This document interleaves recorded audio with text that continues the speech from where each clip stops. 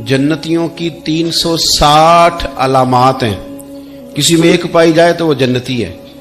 हजरत सिद्दीक एक बार अर्ज करते हैं, हुजूर मेरे अंदर भी कोई है? तो हुजूर ने फरमाया, अबू बकर तेरे अंदर तो 360 सारी की सारी पाई जाती है, सारी की सारी पाई जाती है।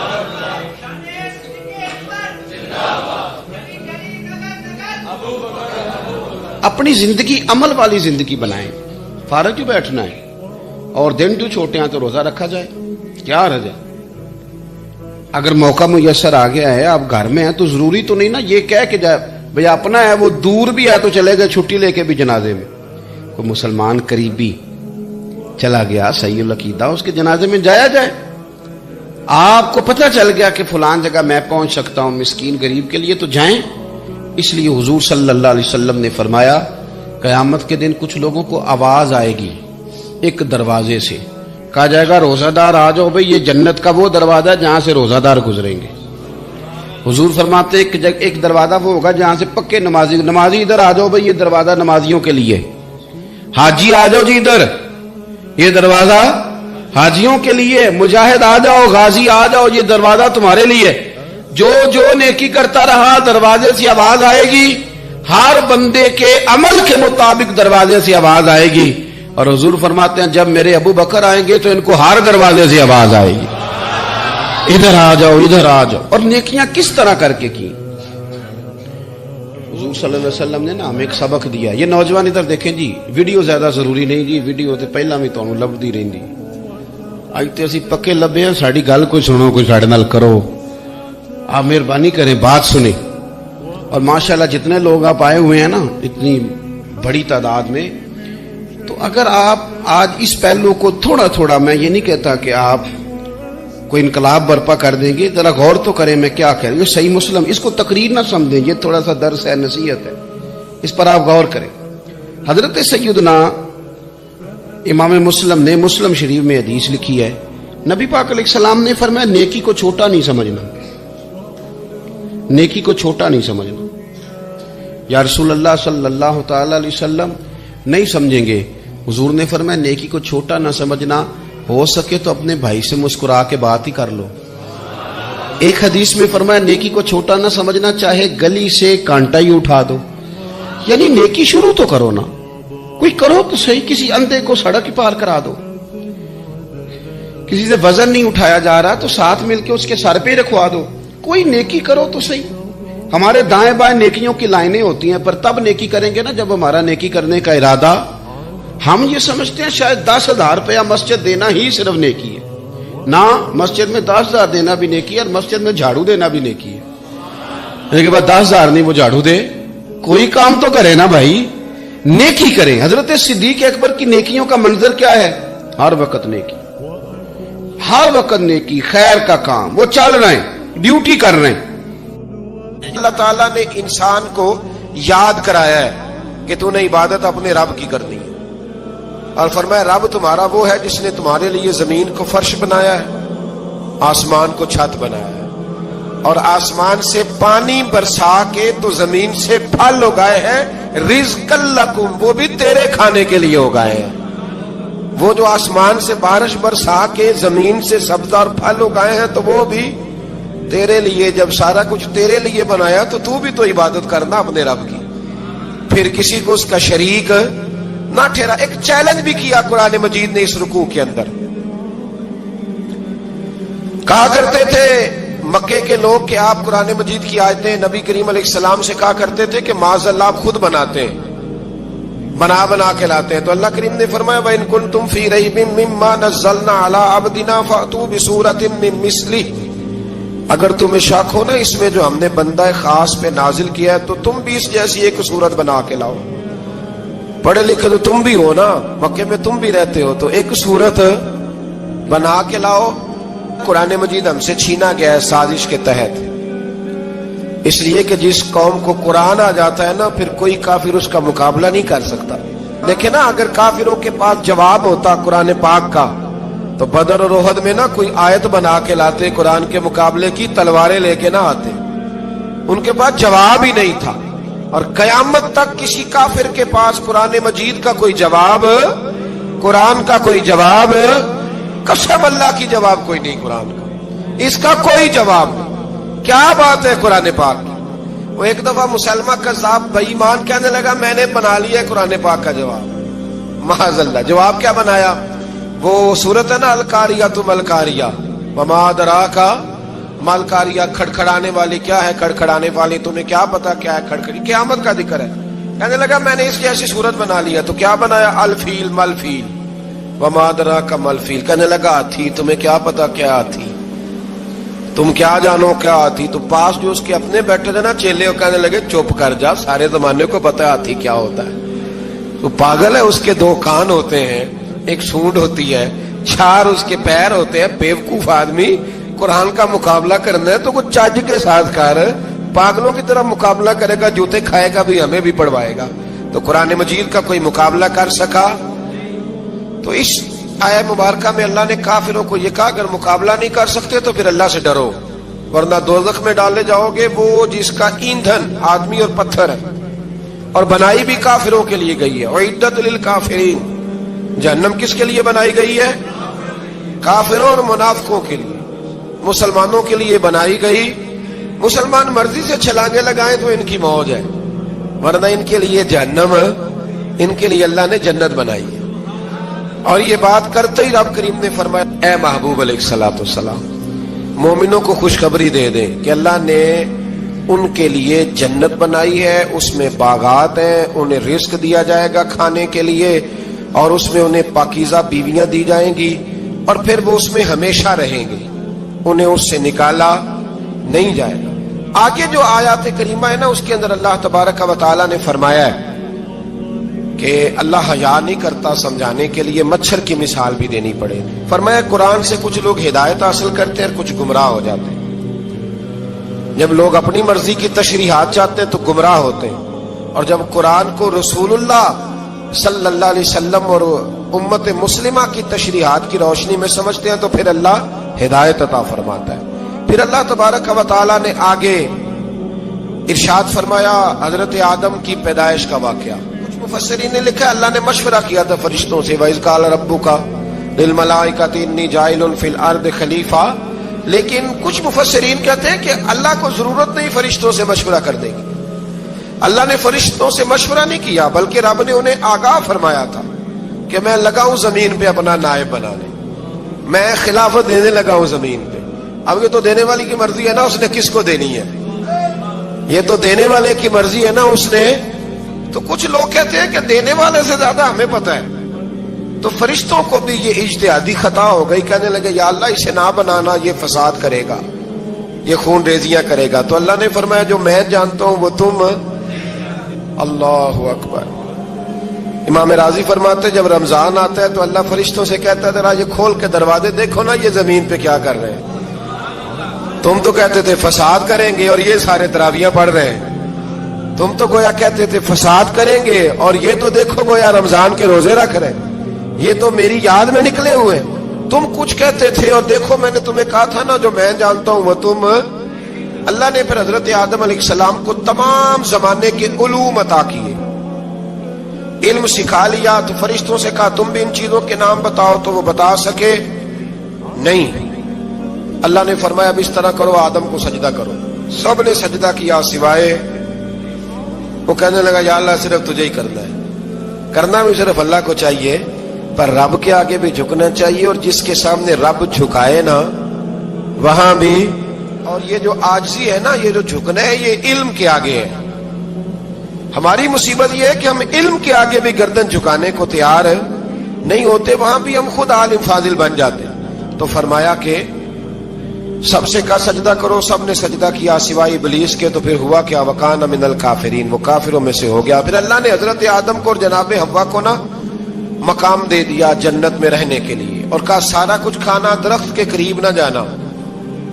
ابھی آپ کسی سے کہہ دیں تھوڑا سا کہ پیچھے نہ دیکھنا، یعنی اگر میری سمجھ لیں ادب کی وجہ سے کوئی 1.5 2 منٹ یا 6 منٹ نہیں بھی نہ دیکھے گا تو سوچے گا ضرور کہ پتہ نہیں اب پیچھے کیا ہے، مصیبت کیا ہے۔ یعنی آپ کہہ کے دیکھ لیں کسی کو، پیچھے نہ دیکھنا، فطرت ہے نا انسان کی، وہ جستجو کرتا ہے، کہا اس درخت کے پاس نہ جانا۔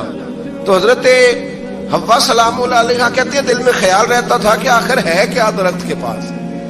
یہی انسان کا عقیدہ توحید ہے کہ جہاں سے رب منع کر دے وہاں وہ منع ہو جائے. اور یہ ان کی خطا نہیں تھی, یہ اللہ کی حکمت تھی, چونکہ رب نے تو پہلے کہہ دیا تھا بنایا ہی زمین کے لیے, تو یہ تو سارا کچھ ہونا تھا تو زمین پہ آنا تھا نا.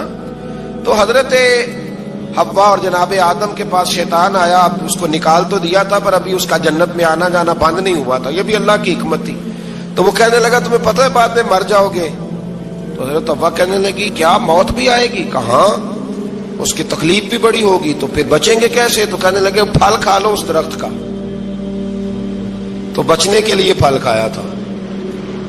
جس طرح لوگ آج بہت سارے کام بچنے کے لیے کرتے ہیں پر بچ سکتے ہیں, بچنے کے لیے پھل کھایا تو اللہ نے فرمایا زمین پہ چلے جاؤ. تو حضرت آدم زمین پہ آئے, پھر کئی 100 سال روتے رہے. فتلقى آدم من ربه کلمات, تو پھر اللہ نے خود ہی جناب آدم کو کچھ کلمے سکھائے. علامہ اسماعیل حقی فرماتے ہیں وہ کلمے یہ تھے کہ حضرت آدم نے میرے نبی کا وسیلہ پیش کیا, اللہ کریم نے جناب آدم کی دعا کو مقبول فرما لیا. پھر آگے بنی اسرائیل کا ذکر آ جاتا ہے. اللہ تعالیٰ نے بنی اسرائیل, آج آپ اسی قوم کو یہودی کہتے ہیں, ان کو اللہ نے اس زمانے میں فضیلت عطا کی تھی بہت زیادہ. تو عرب کے اندر جب نبی پاک علیہ السلام نے اعلان نبوت کیا تو کچھ لوگوں نے یہ کہہ دیا کہ اگر یہ یہودی کلمہ پڑھ لیں گے تو ہم بھی پڑھ لیں گے. تو پھر اللہ نے انہیں یاد کرایا کہ تم اصل میں کیا ہو, تمہیں کلمہ پڑھنا چاہیے. تو اہل یہود کا تذکرہ کرتے کرتے رب کریم نے ایک بات یہ بھی ارشاد فرمائی کہ تم لوگوں کو تو کہتے رہے ہو کہ وہ نبی آنے والے ہیں, وہ نبی آنے والے ہیں, اور جب آ گئے ہیں تو ماننے کو تیار نہیں ہو. تو فرمایا تأمرون الناس بالبر وتنسون انفسکم وانتم تتلون الکتاب, لوگوں کو بھلائی کا حکم دیتے ہو اور اپنے آپ کو بھول جاتے ہو. افلا تعقلون, تمہیں عقل نہیں؟ پھر اللہ نے انہیں یہ بھی یاد کرایا کہ یاد کرو وہ زمانہ کہ جب فرعون نے خواب دیکھ لیا تھا کہ کوئی بچہ اس کی سلطنت کو تباہ کرے گا, تو پھر اس نے تمہارے بچوں کو ذبح کرانا شروع کیا اور تمہاری بیٹیوں کو چھوڑتا تھا. فرمایا یہ بھی تو تم نے دیکھا, میں نے تمہیں پھر تم سے کہا جہاد کرو قوم عمالقہ کے خلاف, تو مقام طیہ میں جا کے یہ لوگ کہنے لگے ہم سے جہاد نہیں ہوتا. اللہ نے انہیں ایک میدان میں قید کر دیا. بڑی دلچسپ بات, قید تو لوگ ہوتے ہیں نا چار دیواری میں, تو اللہ نے بنی اسرائیل والوں کو جب انہوں نے کہا ہم جہاد نہیں کریں گے تو اللہ نے میدان میں قید کر دیا. میدان میں, یہ یاد رکھیں, جب انسان اللہ کی نافرمانی کرتا ہے تو اسے ایسی قید ملتی ہے جس کا اس نے تصور بھی نہیں کیا ہوتا. ایک میدان ہے مقام طیہ, قید ہو گئے. سارا دن سفر کرتے تھے, سارا دن, تو رات کو تھک کے سوتے تھے, صبح اٹھتے تھے نا جب, تو وہیں ہوتے تھے جہاں کل صبح چلے تھے. تو رب جب کسی کو قیدی بناتا ہے تو اسے زنجیروں کی سلاخوں کی ضرورت, دعا فرمائے اللہ تبارک و تعالی غموں سے نجات عطا فرمائے. یہ دعا فرمائے, ایسی قید دیتا ہے کہ جس سے پھر چھٹکارا ہو سکتا.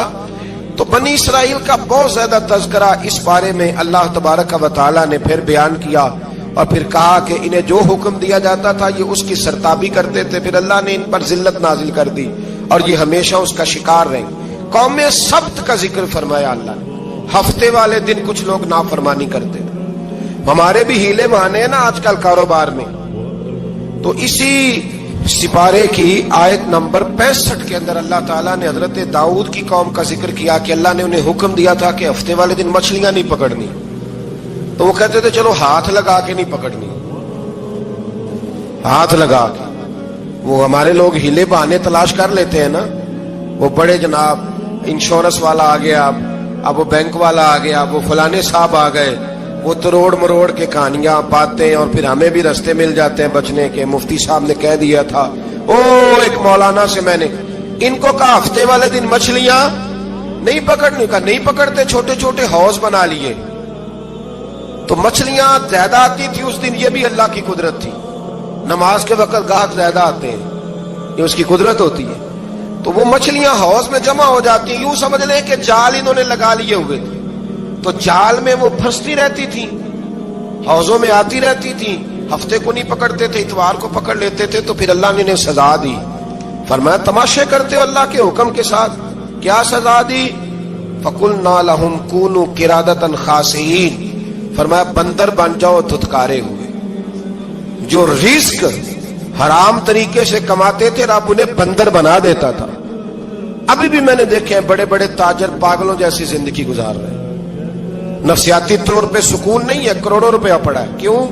اس لیے کہ رب کے بتائے ہوئے طریقے کے مطابق تجارت نہیں کرتے. آگے ایک اور دلچسپ بات آ گئی. بنی اسرائیل کے اندر نا ایک شخص نے اپنے چچا کو قتل کر دیا جائیداد کے لیے. یہ دیکھیں کب سے لوگ جائیداد کے لیے قتل کرتے آ رہے ہیں. چچا کو قتل کر دیا, اور قتل کر کے حضرت موسیٰ علیہ السلام کے پاس آئے کہ میرے چچا کو کسی نے قتل کر دیا ہے, تو بتائیں کیا کرنا ہے. تو آپ نے فرمایا کہ گائے ذبح کرو اور اس کا ایک ٹکڑا مقتول کو مارو, مرنے والے کو. وہ خود اٹھ کے بتا دے گا مجھے کس نے قتل کیا ہے. اب ارادہ نہیں تھا گائے ذبح کرنے کا تو بہانے کرنے لگے. ارادہ نہیں نہ ہوتا تو پھر کیا ہوتے ہیں, کہنے لگے گائے کس طرح کی ہو, بوڑھی ہو کہ بچی ہو, رنگ کیسا ہو, جوان ہو کہ چھوٹی ہو, حال میں ایک دفعہ چلنا سیکھ گئی ہو یا ابھی نہ سیکھی ہو. تو بتاتے گئے تو رب بھی شرطیں بیان کرتا گیا. گہرے زرد رنگ کی ہو, حال کے اندر اسے نہ چلایا گیا ہو, پانی نہ نکالا گیا ہو, نہ بچی ہو نہ جوان ہو, اس کے درمیان ہو. یہ ساری شرطیں کہاں پائی جاتی تھی؟ حضرت موسیٰ علیہ السلام کی قوم کا ایک شخص تھا جو اللہ کا ولی تھا. وہ جب انتقال کرنے لگا نا, اللہ اکبر, دیکھو رب ولیوں کی اولادوں پر بھی کتنا فضل فرماتا ہے. وہ جب انتقال کرنے لگا تو ایک اس کے پاس چھوٹی سی بچیا تھی, گائے کی بچی. اس نے جنگل میں چھوڑ دی. کہنے لگا یا اللہ میں تیرے نام پہ چھوڑتا ہوں, میرا بچہ جوان ہو جائے تو اسے دے دینا, اور تو سرمایہ ہی کوئی نہیں. بچہ بڑا ہوا تو بچہ بھی بڑا نیک تھا, اپنی ماں کا بڑا فرما بردار تھا. اس کی ماں نے کہا بیٹا تیرے باپ نے ایک گائے چھوڑی تھی. تو بچہ جنگل میں گیا اور جا کے کہنے لگا اے اللہ میری گائے مجھ سے ملا دے. تو رب کریم نے وہ گائے واپس کر دی. وہ گائے گھر لے آیا. اب وہ کہنے لگا اماں بیچ دوں. تو اماں کہنے لگی بیٹا میرے پوچھے بغیر نہ بیچنا. کئی دفعہ کہا لگے پر اس نے کہا جب تک میری اماں نہ کہے گی میں بیچوں گا. ادھر بنی اسرائیل والے شرطیں جتنی گائے کے بارے میں پوچھ چکے تھے وہ ساری اسی گائے میں پائی جاتی تھی. تو یہ ڈھونڈتے ڈھونڈتے وہاں پہنچ گئے. تو کہنے لگے گائے چاہیے. تو اس نے کہا بھی تمہاری مرضی سے نہیں, قیمت میری مرضی کی. ایک مفسر نے تو یہاں تک لکھا ہے کہ اس نے کہا گائے ذبح کر کے نا تو جتنا گائے کے اندر گوشت ہوگا نا اتنا ہی کھال کے اندر تم مجھے مال بھر کے دو گے, اتنے سکے بھر کے دو گے, اتنی اشرفیاں بھر کے دو گے تو پھر تمہیں گائے دوں گا. تو پھر یہ گائے انہیں ملی اور یہ گائے لے کر کے آئے. زیادہ سوالات نہ کرتے تو زیادہ الجھتے نہ. ہم بھی دین کے معاملے میں بڑے سوال جواب کرتے ہیں, اتنا سوال کریں جتنی اس کی ضرورت ہے. ان لوگوں نے سوالات زیادہ کیے تو پھر الجھ زیادہ گئے. تو میرے بھائی اس کا ذکر بھی اللہ تبارک و تعالیٰ نے پہلے پارے کے اندر بیان فرمایا. پھر اللہ کریم نے فرمایا کہ کچھ ایسے لوگ بھی ہیں یہودیوں میں سے جن کا دعویٰ ہو گیا ہے کہ ہم اللہ کے بڑے پیارے ہیں. فرمایا یہ صرف ان کے منہ کی باتیں ہیں, یہ تو قیامت میں پتہ چلے گا نا کہ اللہ کا پیار کس کے ساتھ زیادہ ہے. اور پھر یہ بھی یہودیوں نے دعویٰ کیا ہے. اسی پارے میں اللہ فرماتے ہیں کہ ان کا دعویٰ ہے کہ ہم اللہ کے بڑے پیارے ہیں, جنت میں ہم ہی جائیں گے. تو اللہ فرماتے ہیں پھر مرنے کی دعا تو کرو, جنت میں تو مر کے جانا ہے نا. لیکن رب فرماتے ہیں یہ کبھی مرنے کی دعا نہیں کریں گے, اس لیے کہ انہیں پتہ ہے کہ ہم نے آخرت کے لیے کیا بھیجا. لیکن یہ پہلا حکم آ گیا یا ایھا الذین آمنوا کہہ کے, پہلی آیت قرآن پاک پہلے سپارے میں پہلی آیت جس میں اللہ نے کہا یا ایھا الذین آمنوا. تو پہلا حکم آمنوا کہہ کے. آیت نمبر 104 میں جو اللہ نے حکم دیا ہے نا وہ نبی پاک کی تعظیم کا حکم. پہلا حکم ہی اللہ نے حضور کی عزت اور ناموس کا ارشاد فرمایا. پہلا اس ترتیب کے لحاظ سے وہ ہوا یہ کہ جب نبی پاک کو بات ارشاد کرتے تو صحابہ کرام اٹھ کے عرض کرتے رائینا یا رسول اللہ, حضور سمجھ نہیں آئی ذرا رعایت کر دیں. تو یہودیوں کی عبرانی زبان کے اندر نہ ذرا کھینچ کے پڑھتے تھے رائینا, تو اس کا معنی بنتا تھا معاذ اللہ اے ہمارے چرواہے. بکریاں چرانے والے کو بھی وہ رائینا کہتے تھے. تو جب صحابہ یہ کہنے لگے تو اللہ نے منع ہی کر دیا. فرمایا میرے محبوب کے غلاموں اس لفظ کے پیچھے چھپ کے, اس لفظ کے پیچھے چھپ کے لوگ میرے نبی کی بے ادبی کر جاتے ہیں. تو جس لفظ کا کوئی ایک معنی بے ادبی والا بنتا ہو وہ لفظ بھی میرے نبی کے لیے نہ کہو. लफ्ज वो वाले कहो जिसमें कोई बेअदबी का माना निकले ना। यहां लोगों ने बड़े बड़े लफ्ज नहीं बोल दिए, फिर कहते मेरा मतलब ये था, मेरा मतलब वो था, तो तूने वो लफ्ज बोला क्यों जिसका कोई गलत मतलब भी निकल सकता था। अल्लाह ने फरमाया या अय्युहल्लज़ीना आमनू ला तक़ूलू राइना, ऐ ईमान वालो राइना कहो ही ना। तो या अल्लाह क्या कहे, फरमाया वक़ूलू उन्ज़ुरना, तुम कहो या रसूल अल्लाह एक नजर फरमाइए। अंदाज देखिए, उन्ज़ुरना एक नजर। तो हमारे बुजुर्ग तो पहले ही बड़े प्यार वालों ने कह दिया या रसूल अल्लाह उन्ज़ुर हालना। कहते कहां से लाते हो जुमले? मैंने कहा अल्लाह की किताब से। या रसूल अल्लाह उन्ज़ुर हालना, या हबीब अल्लाह इस्मा काला। तो तुम कहो उन्ज़ुरना, महबूब नजर करम करे, वस्माऊ, और क्या जरूरत है दोबारा पूछने की? अल्लाह कहते हैं पहले ही ध्यान से सुना करो, पहले ही वस्माऊ, पहले ही एहतियात से सुनो। वलिल काफिरीन अज़ाबुन अलीम, और काफिरों के लिए दर्दनाक अजाब है। लेकिन इसी पारे में अल्लाह तबारक व तआला ने फिर अहले यहूद का जिक्र किया। तो यहूद कहने लगे कि हम हजरत इब्राहिम के मानने वाले हैं। तो अल्लाह करीम ने वो भी जिक्र किया कि मैंने तो इब्राहिम को आजमाया है।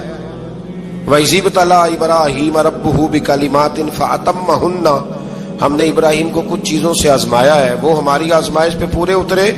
काला इन्नी जाइलुका लिन्नास इमामा, तो फिर हमने उन्हें कहा कि हम आपको पूरी दुनिया का इमाम बनाएंगे। वो आजमाइश क्या थी? आग में जाना भी आजमाइश, बेटे का ना होना भी आजमाइश, बेटा हुआ तो फिर उसे वादी गैर ज़ी ज़र इनमें छोड़ के आना भी आजमाइश, बड़ा हुआ तो फिर ज़िबा करना भी आजमाइश। फरमाया जहां जहां आजमाया है ना, इब्राहिम हमारी आजमाइश में पूरे उतरे। फरमाया तो मुफ्त में हजरत इब्राहिम की औलाद बनते हो और उनका नाम लेते हो और उनके साथ अपना ताल्लुक बनाते हो, देखो तो सही वो कितनी आजमाइशों से गुजरे। तो इसका भी अल्लाह ने इसी में जिक्र फरमाया। और फिर वो बात करते थे हजरत याकूब की और हजरत इसहाक की। तो फरमाया वो तो हमारे इतने खास बंदे थे कि विसाल के वक्त भी उन्होंने अपनी औलादों को नसीहत फरमाई थी कि अल्लाह की तौहीद पे कायम रहना। उसका जिक्र भी अल्लाह ने इसी पारे में बयान फरमाया। और जो हजरत इब्राहिम और जनाब इस्माइल ने काबा तामीर किया, तो उसका जिक्र भी अल्लाह ताला ने इसी पारे में फरमाया। फरमाया जब वो काबा बना रहे थे तो कह रहे थे रब्बना तकब्बल मिन्ना, कह रहे थे अल्लाह बना हमने दिया है पर मेहरबानी फरमा हमसे कबूल फरमा ले। तो जो आया करीमा आखिर में अर्ज करना चाहता हूं उस पर भी थोड़ी तवज्जो फरमाएंगे तो बात बड़ी निखर के बाहर आएगी। ये 16वें रुकू के अंदर अल्लाह ने फिर यहूद का और ईसाइयत का जिक्र फरमाया। तो अल्लाह करीम ने एक बात इरशाद फरमाई, यहूदियों के यहाँ जब कोई बच्चा पैदा होता था पीले रंग के साथ उसको रंगते थे, या कोई खास रंग था उनका, बच्चा पैदा होता तो उस पर वो रंग चढ़ाते कि ये जी हमारे मजहब का रंग है। हमारे यहाँ भी रस्में है ना अपनी अपनी, माज़अल्लाह अपनी अपनी नहीं होनी चाहिए, अल्लाह रसूल का हुक्म होना चाहिए। तो यहूदियों के यहाँ बच्चा पैदा होता तो एक खास रंग चढ़ाते, ईसाइयों के यहाँ पैदा होता तो वो भी एक खास रंग चढ़ाते। तो मुसलमानों के यहाँ बच्चे पैदा हुए तो उन्होंने भी तवज्जो की कि ये क्या हो रहा है। तो रब करीम ने फरमाया सिबगत अल्लाह, रंग अल्लाह का ही है। वमन अहसनु मिनल्लाहि सिबगा, और फरमाया अल्लाह के रंग से ज्यादा खूबसूरत किसका रंग हो सकता है। अल्लाह का रंग क्या है? ला इलाहा इल्लल्लाहु मुहम्मदुर रसूलुल्लाह सल्लल्लाहु अलैहि। फरमाया नीले पीले काले रंग ना चढ़ाओ, अपने जहन पर तौहीद और रिसालत का रंग चढ़ाओ। ये सबसे बेहतरीन रंग है। अगर तुम्हारे जहनों पर रब रसूल की तौहीद का रंग चढ़ गया तो ये वो वाला रंग है, फिर तुम्हें किसी और रंग की तरफ जाने की जरूरत नहीं पड़ेगी। तो फरमाया रंग वो पैदा करो जो तौहीद का है, रिसालत का है, उस रंग की तवज्जो करो।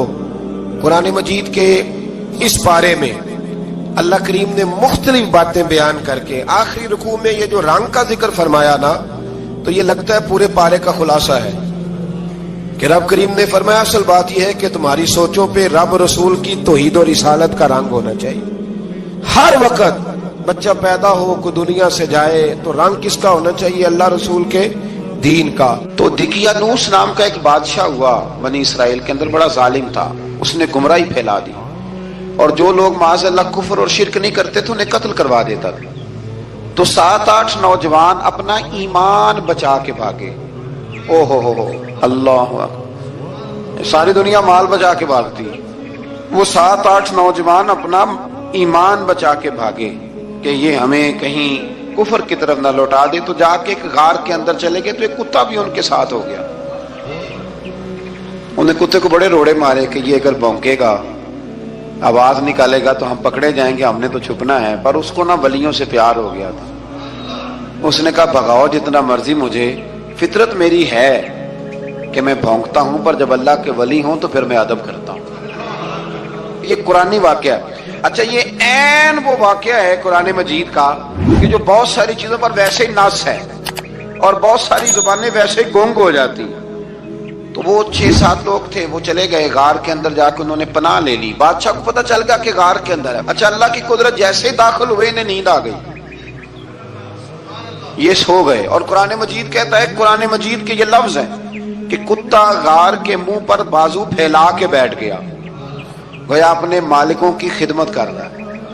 اب میاں صاحب کی ایک بات کر لیں درمیان میں، میاں صاحب فرماتے ہیں جنہ تنام وچ عشق نہ رچیا، کتے ہونا تھی چنگے، اور چلو مالک دیکھ کر راکھی کر دے، صابر بھوکے ننگے۔ یہ دیکھو نا کہ اتنا تو ان کے اندر بھی کمال ہے، اپنے نا دونوں بازو پھیلا کے، کتا بھی غار پہ بیٹھ گیا۔ ان کو نیند آ گئی، بادشاہ نے پتہ کرایا کہاں بھاگ کے گئے، تو کہا وہ غار کے اندر ہیں۔ بادشاہ کہنے لگا کہ ان کی سزا یہ ہے کہ ایک دیوار چن دو غار کے منہ میں، غار کو بند کر دو۔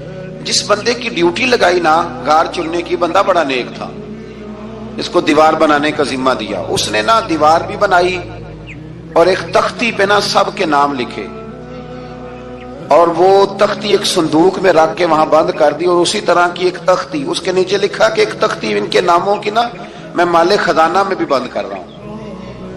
اللہ تبارک و تعالیٰ کی قدرت کے بعد مفسرین نے لکھا ہے وہ 100 سال تک سوئے رہے، اور بعض نے لکھا ہے کہ 300 سال تک سوئے رہے۔ 300 سال کے بعد اس طرح ہوا کہ حکومتیں بدل گئیں۔ بیدروس نام کا ایک بادشاہ آ گیا، وہ بڑا نیک دل تھا، اس نے ہر طرف حضرت عیسیٰ علیہ السلام کی شریعت کا پھر سے نعرہ بلند کیا۔ اب نا کچھ لوگ ایسے تھے جو منکر ہو گئے تھے کہ مرنے کے بعد دوبارہ کیسے اٹھیں گے۔ بادشاہ ایک دن حجرے میں گیا، جا کے دعا مانگی، یا اللہ کوئی ایسی بات دکھا جس سے لوگوں کا ایمان پکا ہو جائے۔ اس طرح کے بھی بادشاہ ہوا کرتے تھے۔